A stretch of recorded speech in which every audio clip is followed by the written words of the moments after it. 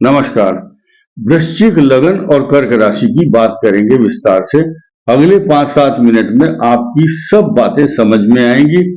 मैं सब उन बुद्धिजीवी लोगों को धन्यवाद दूंगा जो इस बात को बहुत अच्छी तरह से कैच कर लेते हैं।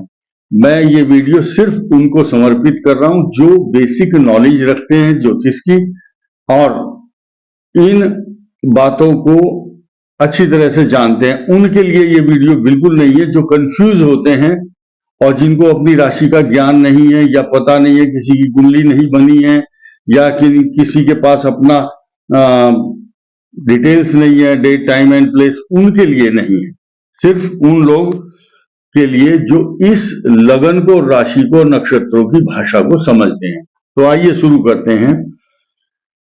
वृश्चिक लग्न है और कर्क राशि है तो चंद्रमा आपका भाग्य स्थान में होगा और ये बहुत ही शुभ लक्षण है। ज्योतिष शास्त्र में ऐसे लक्षण बहुत कम मिलते हैं क्योंकि एक ग्रह तो कम से कम आपका स्वग्रही है और अपनी ही राशि में और भाग्य स्थान में बैठा होगा। तो ऐसे व्यक्ति लक्की तो होंगे ही होंगे। जन्म से ही, जैसे ही जन्म लिया होगा, सोने की चम्मच मुंह में लेकर के पैदा होते हैं।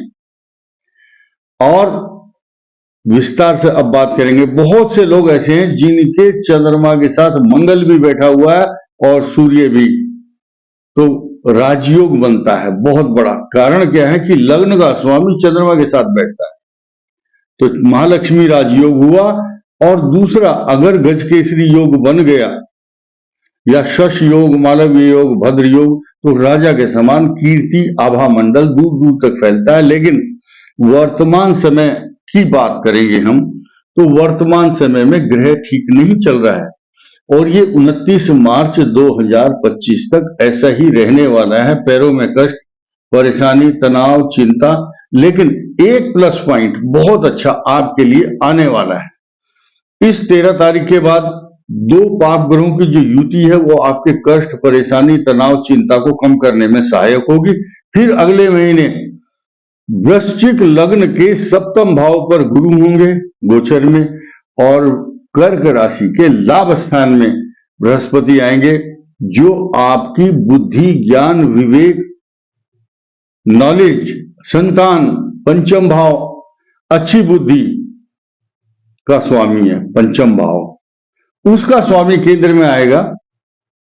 वृषभ राशि के एकादश में आएंगे, कर्क राशि के एकादश भाव में, क्योंकि वृष में होंगे और वृश्चिक के केंद्र में। तो अब हम बात करेंगे इनकी जो महादशाएं हैं वो कौन कौन सी दशाएं इनको क्या लाभ देंगी और क्या हानि देंगी, इस पर थोड़ी सी चर्चा। अब देखिए, वृश्चिक लगन है और कर्क राशि है जिनका पुनर्वसु नक्षत्र में जन्म हुआ है, पुष्य नक्षत्र या श्लेषा। अब तीनों का सीक्वेंस है ये। बृहस्पति की दशा इनकी 23 साल की उम्र से पहले पहले शनि की दशा समाप्त हो जाती है, क्योंकि 4 वर्ष बृहस्पति जन्म लेने के बाद 4 से कम या 4 से अधिक नहीं होता।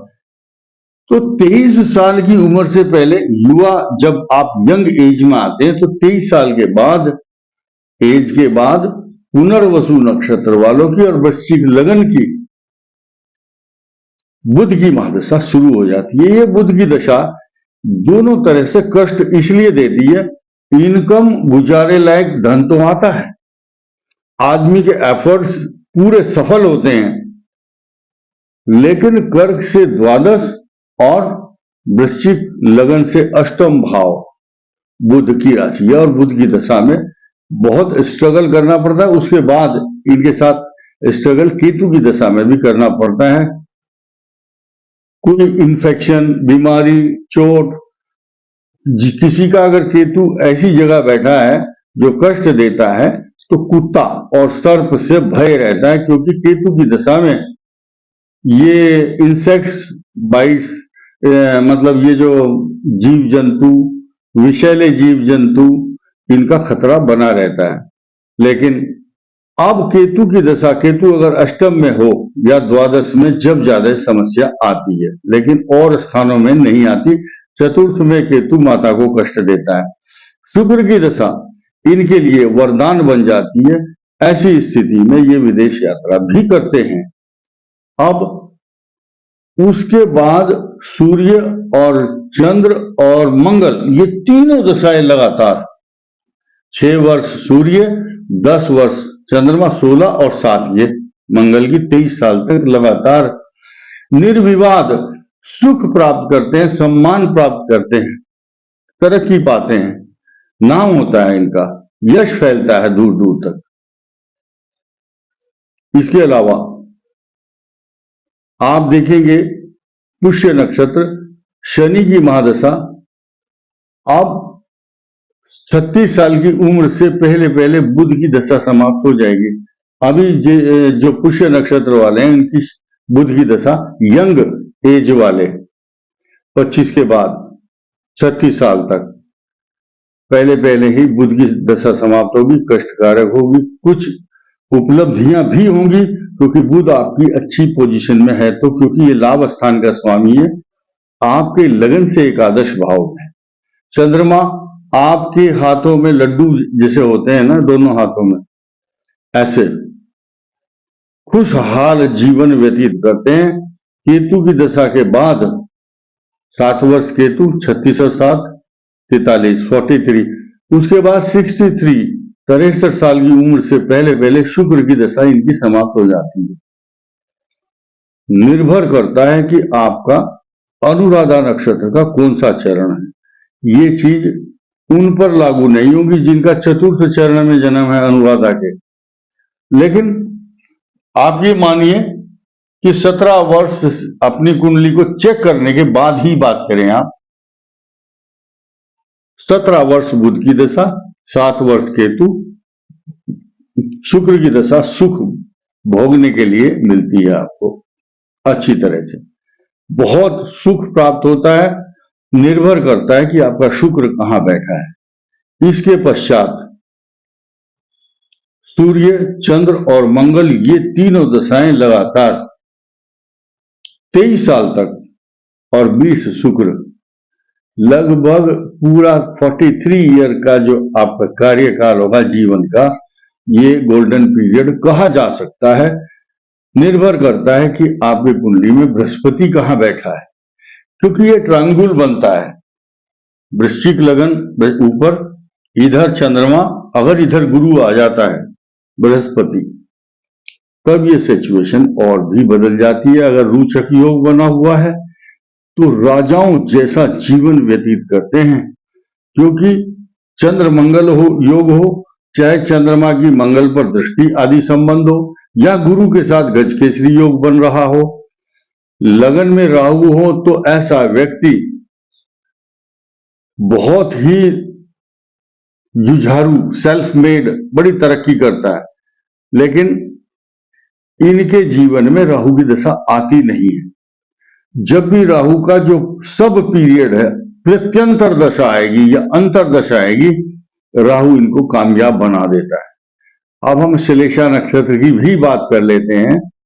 श्लेषा नक्षत्र वालों की जन्म के समय बुध की दशा रहती है, और 24 साल की उम्र से पहले पहले केतु की दशा समाप्त हो जाती है इनकी।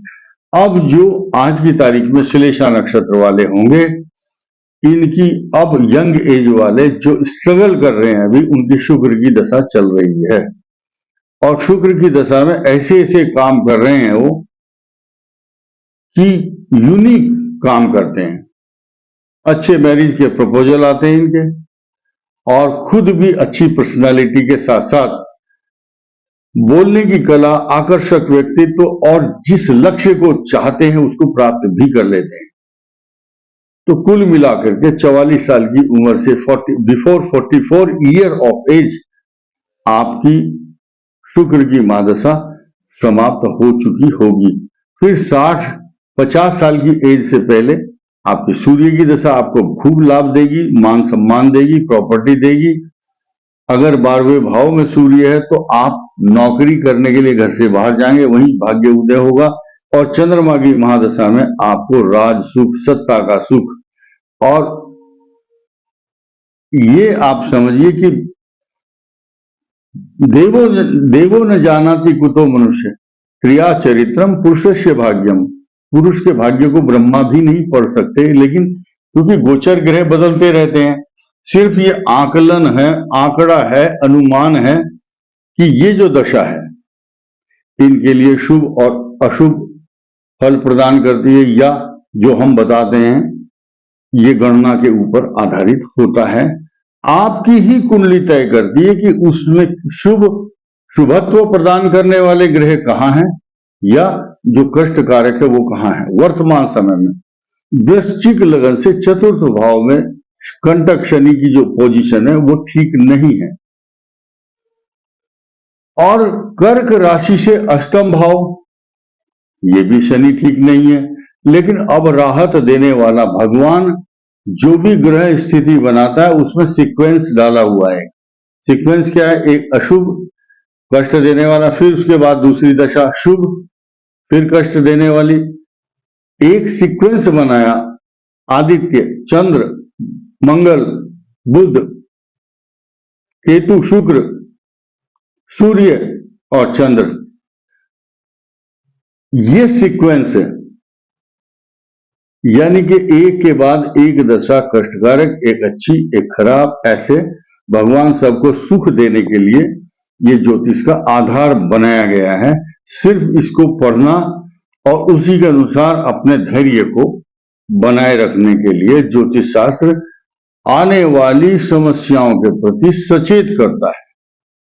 तो वृश्चिक राशि, वृश्चिक लगन और कर्क राशि के लिए जो मैंने दशाओं का वर्णन किया आपकी समझ में जरूर आया होगा। इस वीडियो में इतना ही। धन्यवाद, नमस्कार।